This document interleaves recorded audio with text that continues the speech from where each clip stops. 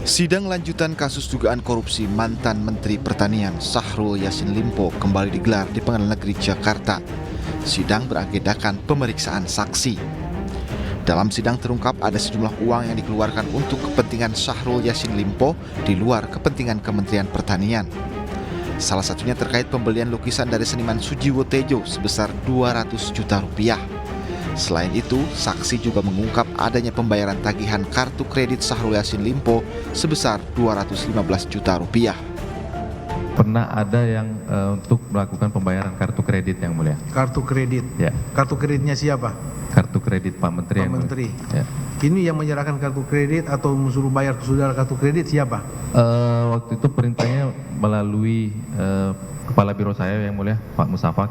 Pak Musafak? Ya, mengirimkan nomor kartu dan meminta untuk mengirim apa? Melalui WA? Kalau tidak salah WA, Yang Mulia. WA ke saudara, ya. Ini ada nomor rekeningnya, ya. Kan nomor rekening itu nomor kartu yang maaf, kartu kredit itu biasanya kan ada nama. Ya. Namanya siapa di situ tertulis? Namanya Pak Syahrul, ya. Pak Syahrul Yassin Limpo, iya kan? Saudara cek atau sudah tahu kartu kredit yang akan dibayar berapa banyak, berapa?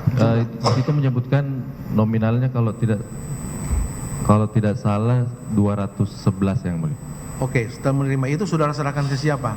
Saudara konsultasi dengan siapa? Saya melaporkan ke Kepala Biro, katanya arahan dari Bapak Sekjen, Yang Mulia.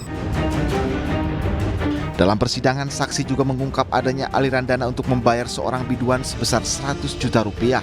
Selain itu, saksi juga ungkap pembayaran mobil Toyota Innova untuk anak perempuan SYL Indira Cunda Tita Syahrul sebesar 500 juta rupiah. SYL juga menggunakan uang korupsi untuk sunatan dan ulang tahun cucunya. Tak hanya itu, SYL juga memberikan uang bulanan untuk istrinya yang mencapai 30 juta rupiah per bulan dari uang korupsi dan biaya lainnya yang tak seharusnya dilakukan karena di luar kepentingan kementerian. Dalam perkara ini, ex-mentan Syahrul Yassin Limpo didakwa menerima 44,5 miliar rupiah dari hasil memeras pejabat Kementerian Pertanian. Tim Liputan iNews melaporkan. Baik, pemirsa, aliran dana korupsi mantan Menteri Pertanian Syahrul Yassin Limpo kini menjadi sorotan publik. Sebab uang hasil korupsi tersebut digunakan oleh SYL untuk beli lukisan, bahkan hingga nyawer biduan. Untuk membahasnya lebih lanjut, kami sudah bergabung bersama dengan Almas Syafrina selaku peneliti Indonesian Corruption Watch atau ICW. Selamat malam, Mbak Almas. Halo, selamat malam Mbak Fani. Baik, Mbak Almas, yang jadi pertanyaan saat ini adalah ketika sebenarnya selama ini kan banyak spill thread di Twitter, tapi dalam waktu yang cukup lama pegawai Kementan sama sekali tidak ada yang bersuara terkait dengan praktik kotor di dalam kementeriannya. Baru terbuka di persidangan saat ini. Apa yang bisa ICW lihat? Iya, memang sangat menarik ya Mbak, bahwa ini bukan kasus yang terjadi misalnya 1 tahun ke belakang, tetapi sudah cukup lama, bahkan sejak awal Syahrul Yassin Limpo menduduki jabatan sebagai Menteri Pertanian. Nah, di sini ada beberapa hal yang bisa kita lihat. Pertama adalah terkait dengan penting untuk ditelusuri atau dievaluasi ya, bagaimana sistem pencegahan pencegahan korupsi yang berjalan di Kementerian Pertanian.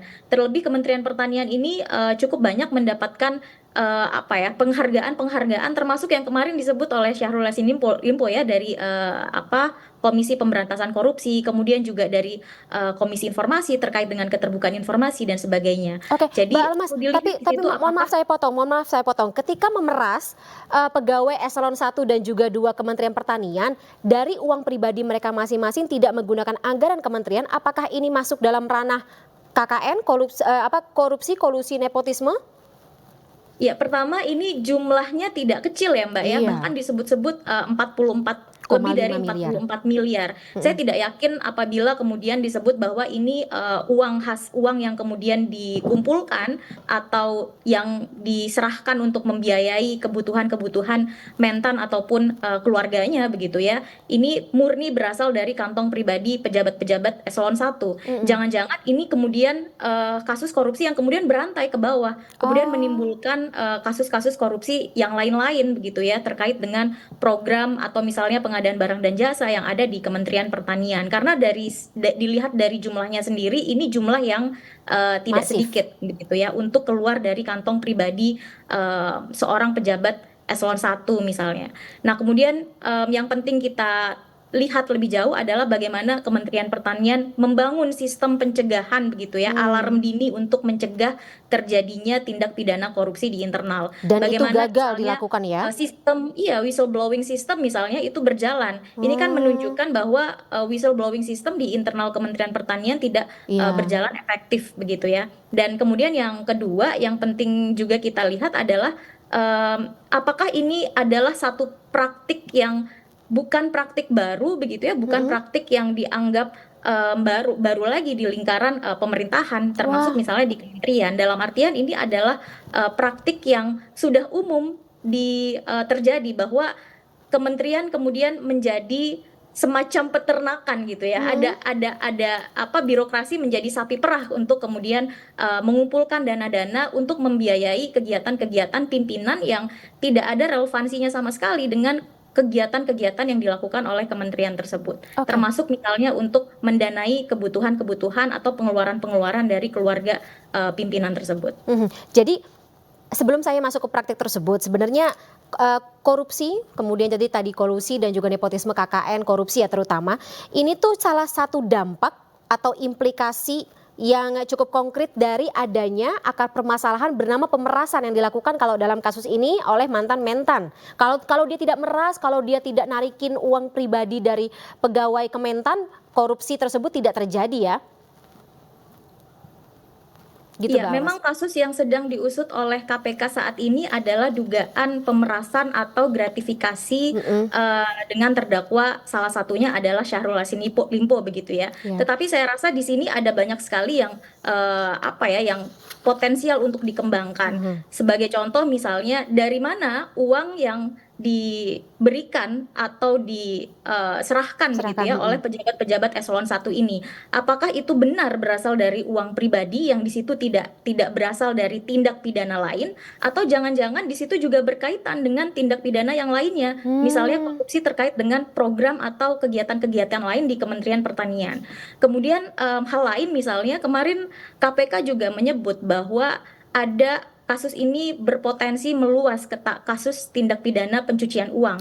Yang kita melihat di pasal di Undang-Undang Nomor 8 Tahun 2010 tentang tindak pidana pencucian uang. Di sini kan juga kita bisa ketahui ya bahwa pelaku TPPU itu ada pelaku aktif dan ada pelaku pasif. Pelaku pasif adalah orang-orang yang kemudian menerima atau menguasai begitu ya, atau menikmati uang hasil tindak pidana atau uang hasil tindak kejahatan, atau bahkan undang-undang atau di pasal 5 undang-undang TPPU ini menyebut bahwa orang tersebut patut menduga bahwa uang tersebut berasal dari tindak pidana, sehingga saya rasa ada banyak hal yang bisa dikembangkan begitu ya dalam kasus SYL ini, termasuk penyebutan pihak-pihak lain. Ini kan yang disebut-sebut menerima aliran dana itu tidak hanya keluarga begitu ya, tetapi ada pihak-pihak yang lain, bahkan ada nama penyelenggara negara yang kemudian disebut oleh jaksa penuntut umum ketika membacakan berita acara pemeriksaan salah satu saksi. Wow, dari satu orang kemudian juga akan mengakar ke beberapa pihak yang lain ya. Kita tunggu sama-sama, mungkin akan ada lagi fakta-fakta yang terbuka dalam persidangan kasus dugaan gratifikasi dan juga pemerasan dilakukan oleh mantan Menteri Pertanian Syahrul Yassin Limpo ini. Tapi sebelumnya terima kasih banyak atas insight-nya malam hari ini Mbak Alma Syafrina. Kita akan ketemu lagi lain kesempatan ya. Selamat malam, assalamualaikum. Selamat malam Mbak Fani. Pemirsa, kita ke informasi lainnya. Calon Presiden Pemilu 2024 Ganjar Pranowo menegaskan tidak akan berada di dalam pemerintahan Presiden dan Wakil Presiden terpilih 2024-2029 Prabowo Gibran. Menurut Ganjar, sikap tersebut adalah bentuk penghormatan kepada pemenang pemilu dan menunjukkan sikap kepada publik jika sebuah kontestasi politik bukan sekedar bagi-bagi kursi, tetapi ada nilai yang harus dipertahankan. Sementara itu, Sekjen PDIP Hasto Kristianto menghormati sikap yang ditunjukkan oleh Ganjar. Namun terkait sikap PDIP sendiri akan mengumumkan setelah hasil rapat kerja nasional yang mana apakah akan berada di dalam atau di luar pemerintahan. Saya tidak akan berada di dalam pemerintahan. Ini sebagai sebuah penghormatan saya kepada pemenang dan menunjukkan sikap kepada publik. Kami tidak di pemerintahan, dan Pak Hasto menyampaikan bahwa ini inline dengan sikap dan suasana kebatinan partai. Tapi partai nanti tentu akan memutuskan pada saat di Rakernas nanti. Dan itulah pendidikan politik yang mesti kita berikan kepada masyarakat bahwa dalam sebuah kontestasi tidak hanya sekedar berebut kursi dan dibagi-bagi, tapi ada value, ya, ada program, dan ada sikap yang bisa kita berikan pada publik. Politik PDI Perjuangan apakah berada di dalam atau di luar pemerintahan itu akan dibahas di dalam rapat kerja nasional. Tetapi konstitusi partai menegaskan bahwa itu merupakan kewenangan dari Ketua Umum PDI Perjuangan. Sidang lanjutan influencer Palti Huta Barat yang diduga menyebarkan hoax memasuki babak baru. Pihak Palti menyampaikan eksepsi atau keberatan atas dakwaan jaksa.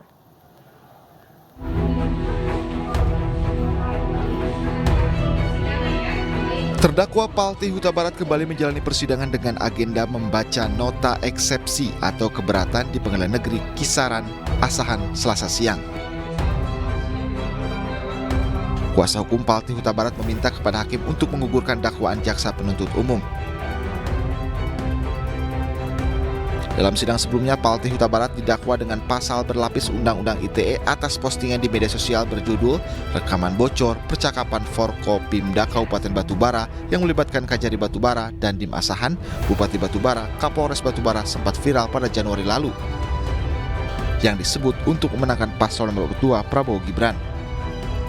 Ya, kami berpandangan bahwa kewenangan relatif itu adalah di Pengadilan Negeri Jakarta Selatan. Karena kenapa kami mengeksepsi itu? Agar duduk perkaranya jelas, ya, substansinya jelas. Jangan nanti karena keraguan jaksa penuntut umum mengakibatkan kerugian bagi diri terdakwa. Itulah eksepsi yang kami ajukan. Kuasa hukum berharap hakim dapat mengabulkan seluruh permohonan nota keberatan yang disampaikan. Selanjutnya, sidang akan dilanjutkan pada Selasa depan dengan agenda tanggapan jaksa atas keberatan terdakwa. Dari Asahan, Sumatera Utara, Ulil Amri, iNews melaporkan.